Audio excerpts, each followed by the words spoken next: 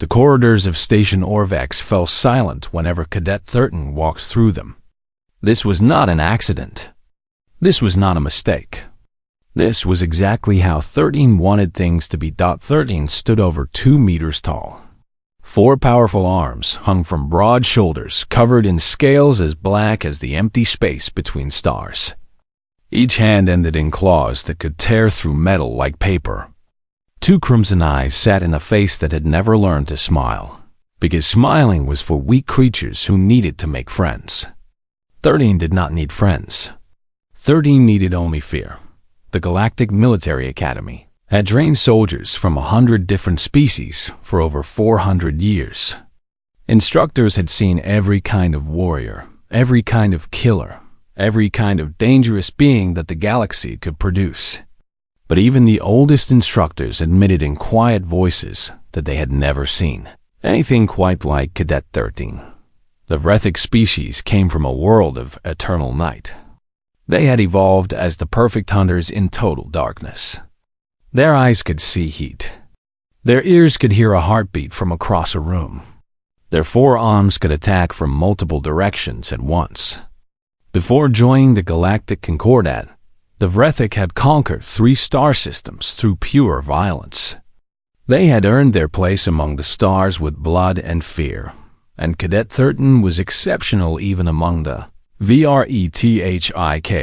Every morning followed the same pattern. 13 would walk from the sleeping quarters to the training halls. The corridors would empty. Cadets from a dozen different species would press themselves against walls or duck into side rooms. Some of the smaller ones would actually run away, their footsteps echoing in panic. 13 enjoyed this. The fear was like food. It made 13 feel strong and alive and right. This was the natural order of things. The strong dominated. The weak submitted. Anyone who believed differently was a fool who would die quickly. In the sparring arena, 13 had never lost a match. Not once in 2 full cycles at the academy. The instructors had stopped putting other cadets against 13 after the 3rd one. Ended up in the medical bay with broken bones. Now, 13 sparred against training robots set to maximum difficulty. 13 broke them too.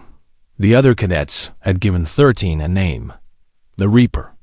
They whispered it in the eating halls and the sleeping quarters.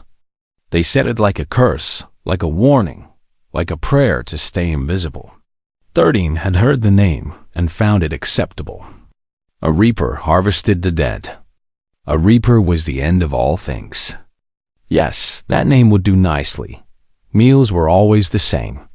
13 would enter the massive eating hall, and the noise would stop. Hundreds of cadets from dozens of species would suddenly find their food very interesting. 13 would walk to the center table, the largest one, and sit alone. No one would join. No one would dare.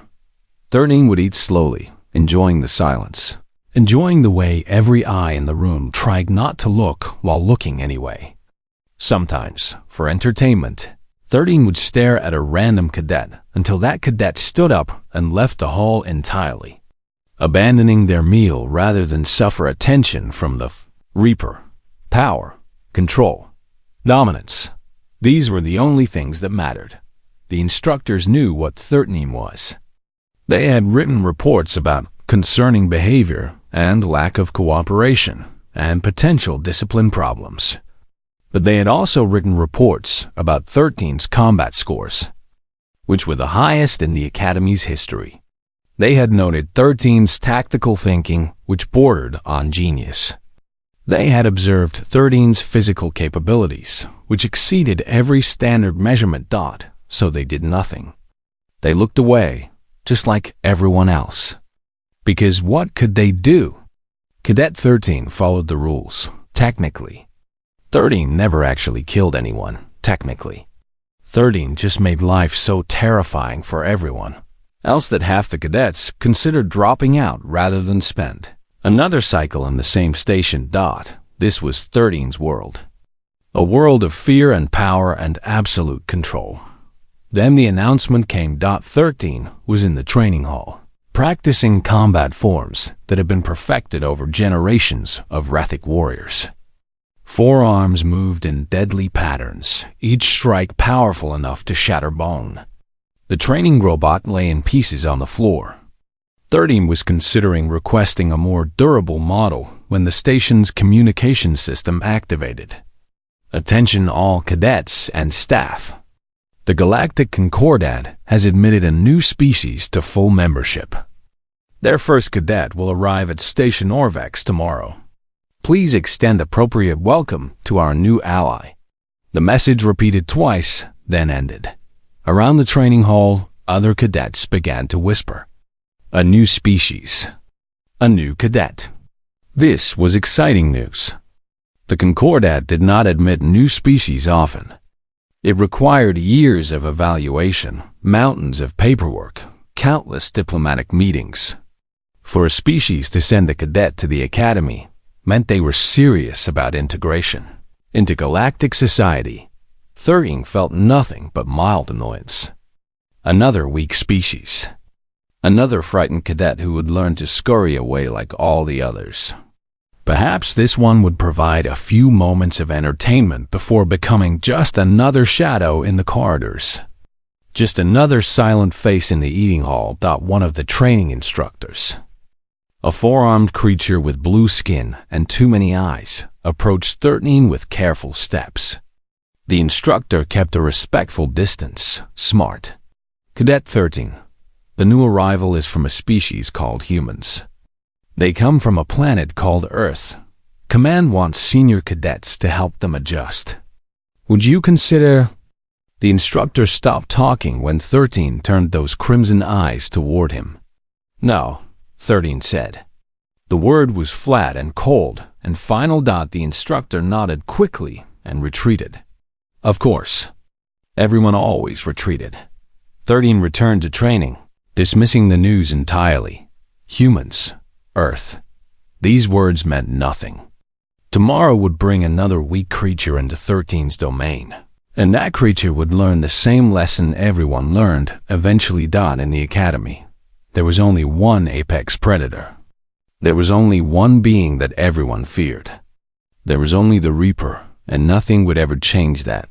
13 practiced, killing moves until the station lights dimmed for night cycle, and then walked back to the sleeping quarters through empty corridors. Alone and powerful and absolutely certain that tomorrow would be exactly like today. 13 was wrong. The transport ship docked at Station Orvex at exactly 0900 hours. Half the academy had found reasons to be near the arrival bay. Cadets pretended to check equipment, review schedules, or simply walk very slowly through the corridors. Everyone wanted to see the new species. Cadet 13 stood at the back of the observation deck, arms crossed, watching through the transparent walls as the docking procedures completed. 13 had decided to see this human immediately.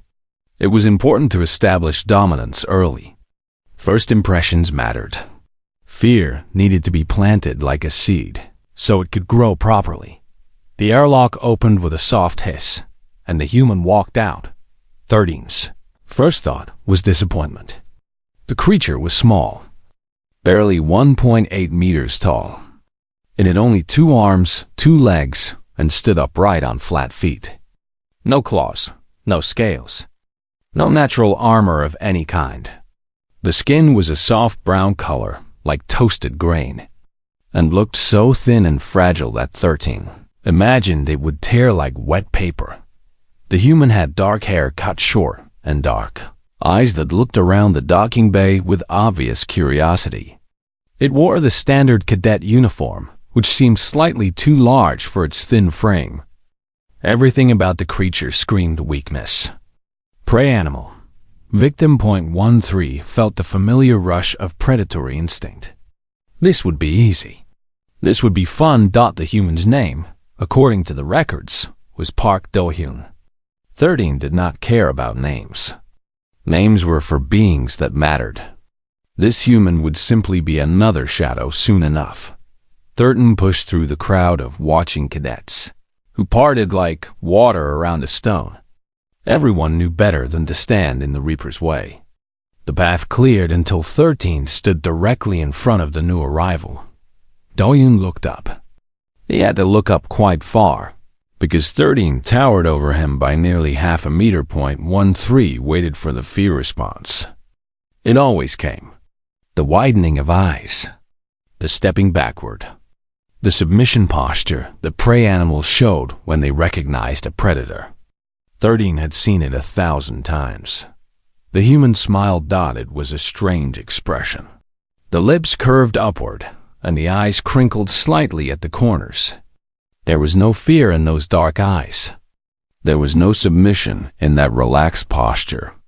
The human looked at 13 the way someone might look at an interesting statue or an unusual plant. "You must be the one everyone's scared of," Do-yoon said. His voice was calm and pleasant. His galactic standard had a strange accent, but the words were clear. "I'm Do-young. Nice to meet you." The human extended one hand toward 13.13, did not take it. 13 stared at the offered hand like it was a disease thing, then looked back at the human's face. Still no fear. Still that strange smile. "You should be afraid," 13 said.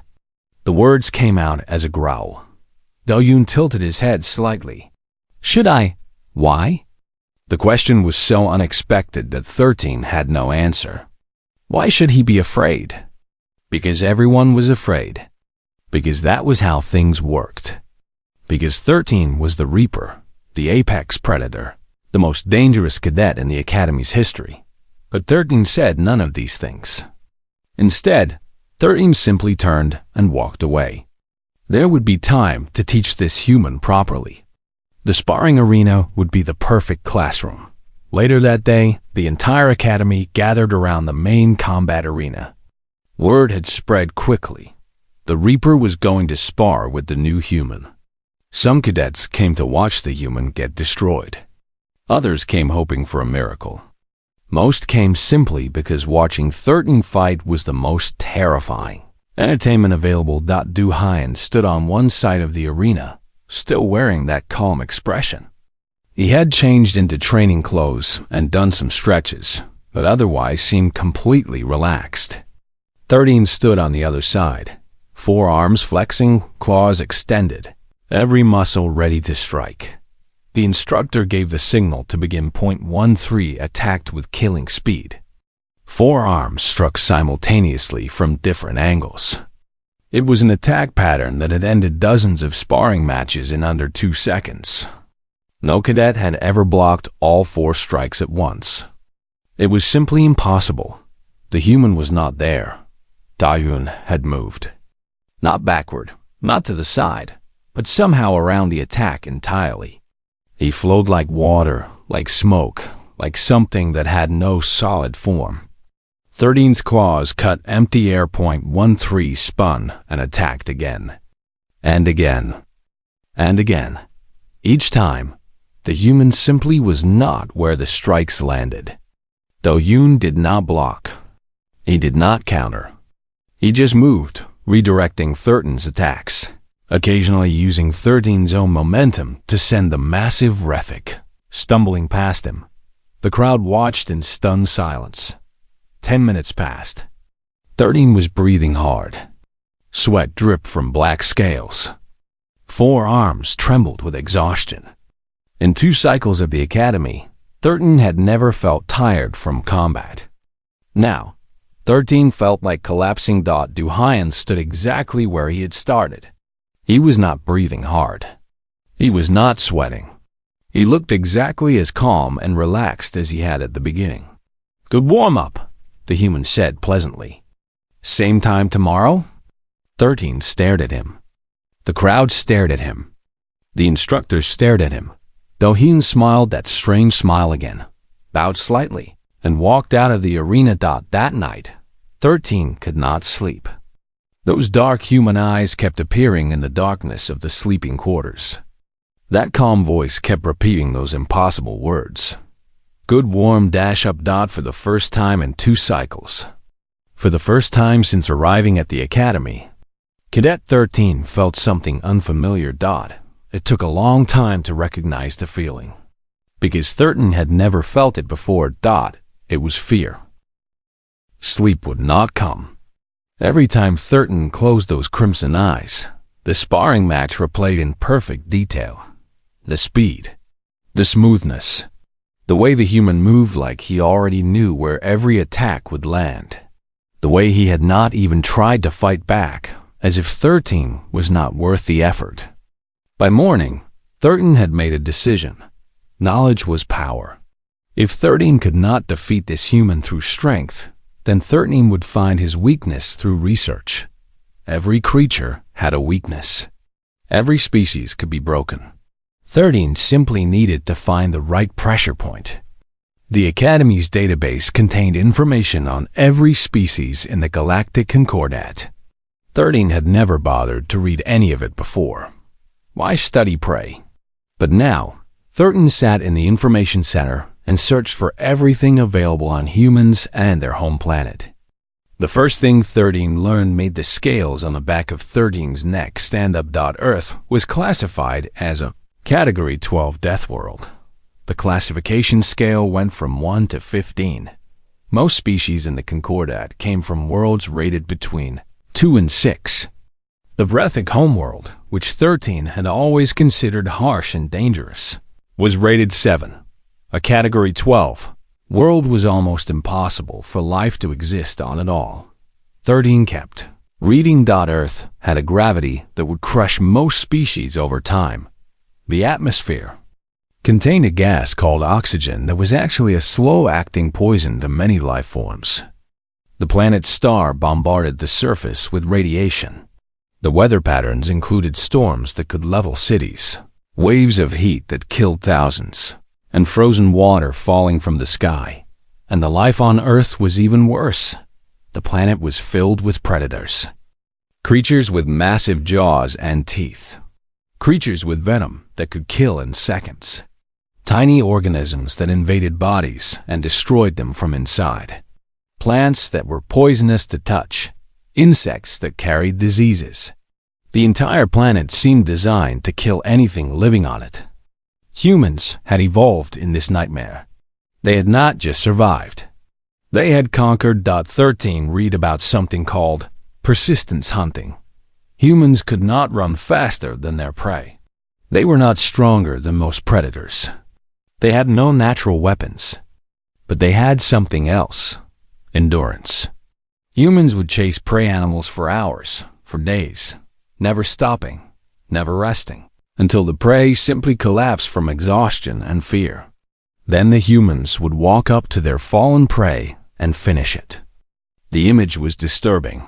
13 thought about the sparring match, about how the human had never attacked, just moved, just waited, while 13 exhausted himself. Had the human been hunting 13 the same way? The database contained more horrors. Humans could heal from injuries that would kill most species. They could lose limbs and survive. They could be cut open, have organs removed, and still live. Their bodies constantly fought against damage, rebuilding tissue, fighting infection, refusing to die.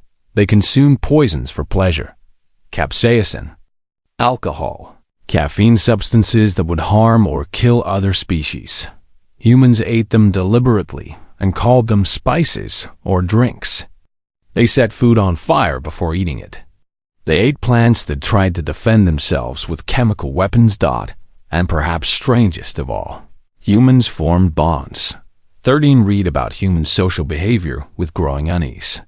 Humans did not live as individuals. They lived in groups, in families, in communities. They formed emotional connections with other beings, not just other humans, but with other species entirely. They kept predator animals as pets. They adopted orphan creatures and raised them as family members. They made friends. 13 did not understand friendship. 13 understood power, hierarchy, dominance. But humans seemed to operate on entirely different rules. They would die for each other. They would kill for each other. A human who had bonded with you would become your protector forever. Over the next few weeks, 13 watched the human carefully. Do-hyun had found a friend. A small Melix cadet named Yuna was now constantly at his side. The Melix were crystalline beings, fragile and gentle, completely unsuited for combat. Yuna had been one of 13's favorite targets before the human arrived. The way her crystal body would tremble, the musical sound of her fear, it had been entertaining. Now, Yuna walked the corridors without fear. Because Do-hyun walked beside her. 13 watched as the human formed more connections. He started something called a study group. He invited cadets from different species to meet and learn together. He helped a struggling Varithian cadet with combat forms. He learned cooking techniques from a Melix chef cadet. He traded stories about home planets with a group of young cadets who had never left their birth systems before. Within 2 weeks, Do-hyun had more allies than 13 had ever imagined possible. They did not follow him out of fear. They followed him because they wanted to be near him. They laughed together. They shared meals together. They protected each other. One evening, 13 watched from the shadows as 3 Vrethic cadets cornered Yuna in a side corridor. They were lesser Vrethic, weak ones trying to prove themselves by threatening someone even weaker. It was the natural order. It was how things worked. Then Do-hyun appeared. He did not run. He did not shout. He simply walked around the corner and stood beside Yuna. His posture was relaxed. His hands hung loose at his sides. That strange smile was on his face. "Yuna is my friend," he said. The words were simple. The tone was pleasant. But something in his voice made 13's scales itch with a feeling that took a moment to identify. It was the same feeling prey animals showed when they recognized a predator. The Vrethic cadets looked at each other. They looked at the small, soft human with no claws, no scales, no natural weapons. They looked at his dark, calm eyes. They left .13 understood then. Understood what made humans truly dangerous. They did not conquer through fear. Fear was temporary. Fear faded when the threat was gone. Humans conquered through loyalty, through bonds, through connections that made others willing to die for them and kill for them. 13 had ruled the academy through terror. But terror was a lonely kingdom. Do-hyun was building something else entirely. Something that 13 had no idea how to fight. And for the first time in 13's life, being alone felt less like power and more like weakness. 3 months had passed since the human arrived. The academy had changed in ways that 13 could not have imagined. Everything was different now. Everything was wrong. The corridors no longer fell silent when 13 walked through them. Cadets still moved aside, still avoided eye contact, but they did not run. They did not tremble. They walked in groups now, talking quietly, sometimes even laughing. The fear was still there, but it was smaller, weaker, diluted by something else. The eating hall was the worst. Do-hyun sat at a large table surrounded by friends. Yuna was always there, her crystal body catching the light as she laughed at something the human said. A dozen other cadets from different species filled the remaining seats. They shared food. They told stories. They existed in a bubble of warmth that 13 could not penetrate and did not understand. .13 still sat at the center table, alone, always alone. But now it felt different. Before, the isolation had been a choice, a statement of power. Now it felt like a cage. Like everyone else was inside a warm building, while 13 stood outside in the cold. The sparring matches continued. Do-hyun fought 13 once a week, and every match ended the same way. 13 would attack with everything available. The human would flow and dodge and redirect. 13 would exhaust himself.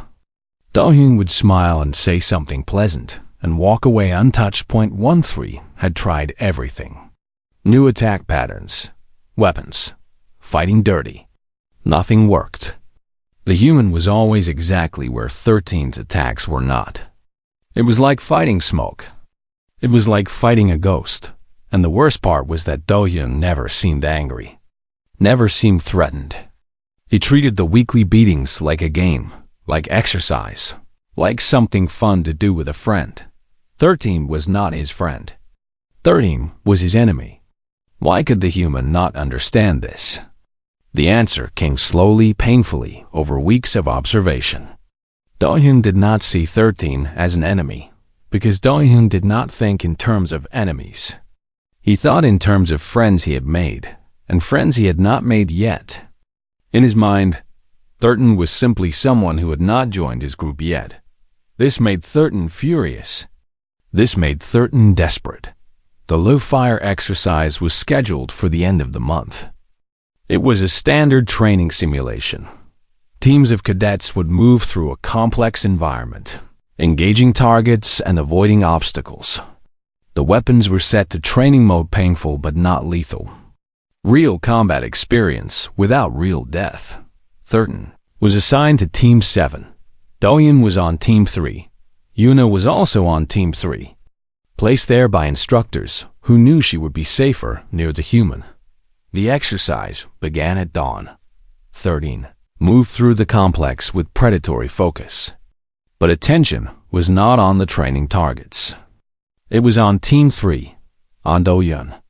On Yu Anadot, the plan was simple. During the chaos of the exercise, 13 would target Yuna. The shot would look accidental. Friendly fire happened in combat simulations. No one would be able to prove anything. And Do-hyun would lose his precious friend. He would feel pain. He would understand what it was like to be alone. 13 found the perfect position. A high platform overlooking a narrow corridor. Team 3 would pass through in moments. The crystalline Melex would be an easy target. One shot. Accident. Finished out. The team appeared below. Yuna moved carefully through the corridor, her crystal body catching the dim light. Do-hyun was 10 meters behind her, checking corners, protecting his team's rear. 13 raised the weapon, aimed at Yuna's center mass. Finger touched the trigger. The shot fired. What happened next, 13 would never fully understand. Do-hyun moved. He was 10 meters away, facing the wrong direction, completely unaware of the threat. But somehow, impossibly, he moved. He crossed the distance in less than a second. He tackled Yuna to the ground, covering her small crystal body with his own. The plasma bolt hit him in the back. Training mode was not lethal, but training mode was still plasma, still burning energy designed to cause pain. The bolt hit Do-hyun's back and did terrible things. His skin burned, blistered, split open. The smell of cooked meat filled the corridor. Someone was screaming. Maybe several people were screaming. Do-hyun screamed too. A sound of pure agony that echoed through the complex. 13 watched from the platform, frozen. The shot was supposed to hit Yuna. It was supposed to hurt Do-hyun emotionally, not physically. This was wrong. This was not the plan. Then Do-hyun stopped screaming. He stood up. Smoke rose from his ruined back. His face was white with pain. His hands were shaking. But he stood up, and he turned, and he looked directly at 13's hiding spot. He knew. Somehow, he knew exactly where 13 was. Those dark human eyes locked onto crimson Vrethic eyes across 30 meters of distance. And 13 saw something there that turned the blood to ice. This was not the calm, friendly human who smiled and made friends. This was something else. Something ancient. Something that had evolved on a death world by refusing to die. Something that had hunted prey across endless distances until that prey collapsed from sheer terror. This was the persistence predator. The apex hunter. The killer that Earth had created through millions of years of violent evolution. That, Do-hyun said quietly, but somehow his voice carried perfectly, was my friend you tried to hurt. 13 ran. Forearms pumped. Powerful legs pushed against metal floors. 13 ran faster than ever before, through corridors and down stairways and out of the complex entirely.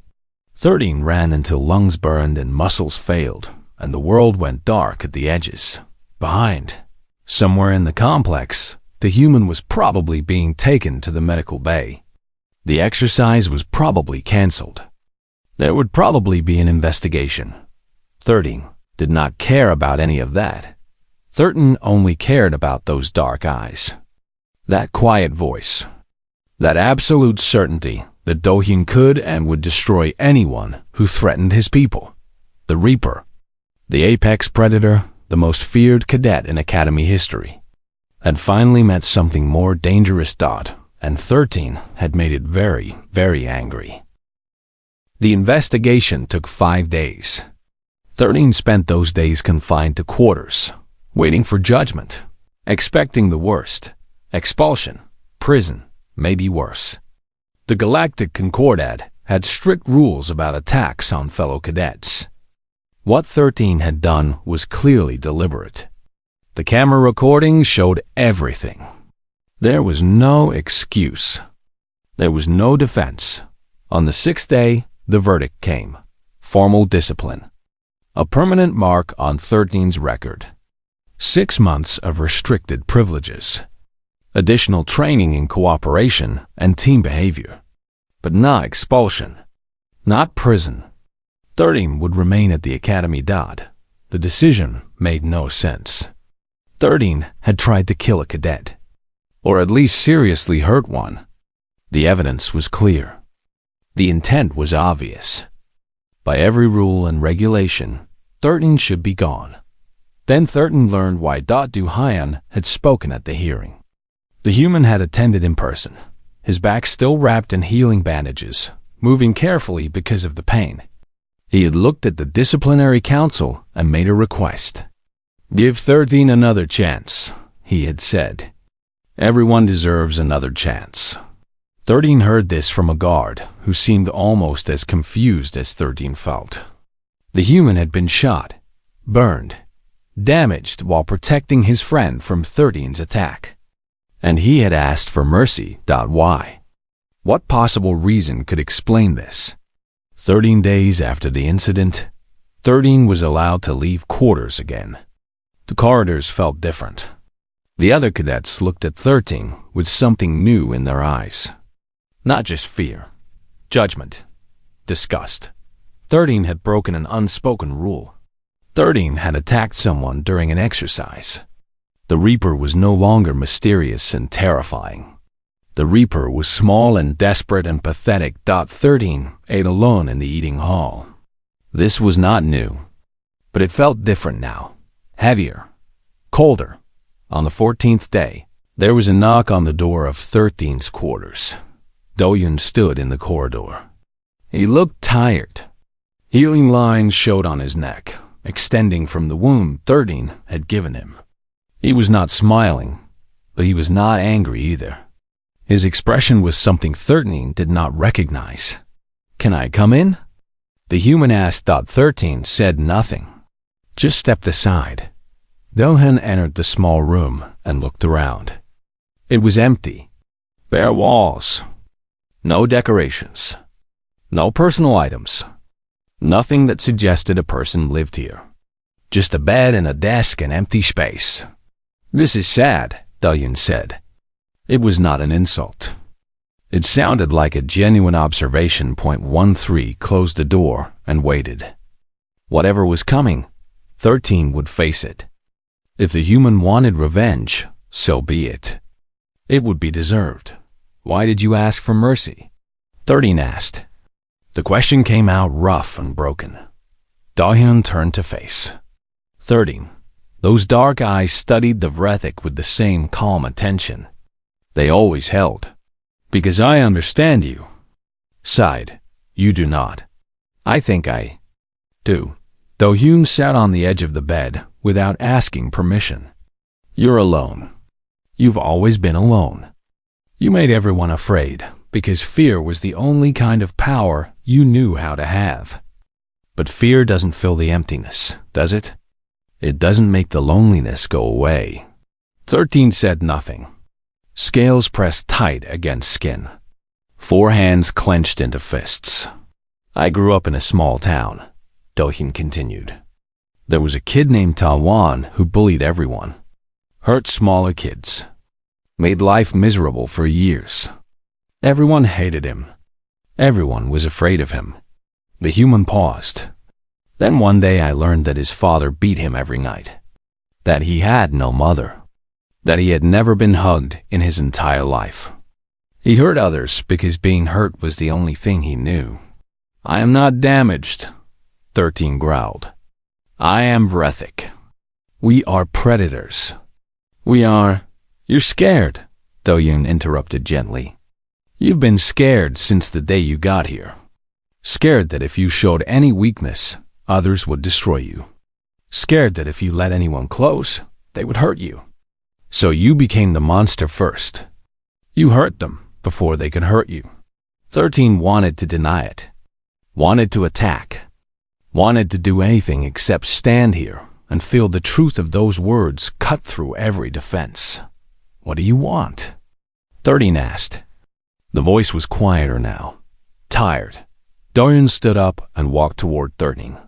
He stopped an arm's length away, close enough to touch, close enough for 13 to kill him easily. He did not seem afraid. I want to offer you something better than fear, he said. I want to offer you friendship. He extended his hand.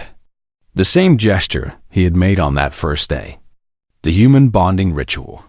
You could be part of our group, Do-hyun continued. You would never eat alone again. You would never walk the corridors alone. You would have people who defend you instead of fear you. But you would have to stop being a monster. 13 looked at the offered hand. Small, soft, no claws, no scales, completely vulnerable. Why would you want me? 13 asked. After what I did? Do-hyun smiled.